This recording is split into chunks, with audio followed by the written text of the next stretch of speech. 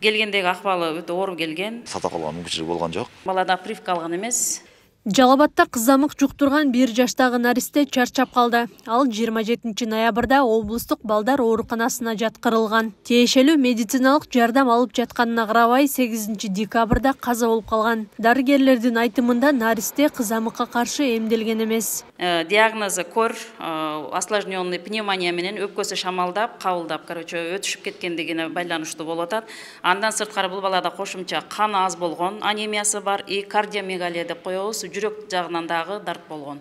Ошолор дагы как раз баланын акыбалына как раз ооругандан кийин оорлоштуруп, ошол оору менен бороться эткенге действительно мүмкүнчүлүк болгон жок. Ошо дарылаганына карабастан ошо каза болду. Бул Жалал-Абадта кызамыктан каза болгон биринчи учур болуп катталган. Илдет боюнча абал күчөгөн 6 ай ичинде балдар ооруканасына 380 бала жаткырылган. Бүгүнкү күндө 18 бала кызамыктан дарыланып жатат. Оорунун алгачкы белгилери сасык тумоо сыяктуу эле башталарын.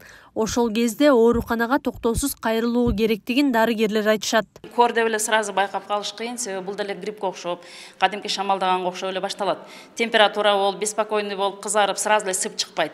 А сып чыккан кезде уже точно кор экенин билесиң да, себеби эки ооругандан кийин 2-3 күндөн кийин сып пайда болуп калышы мүмкүн. Бала 1 жана 6 жашында кызамыкка каршы эмделет. Деген менен ар түрдүү себептерден улам эмдөөдөн баш тарткан ата-энелер бар. Алардын саны 16 миңге жеткенин Саламаттыкты сактоо министри Алымкадыр Бейшеналиев 2 ноябрда билдирген.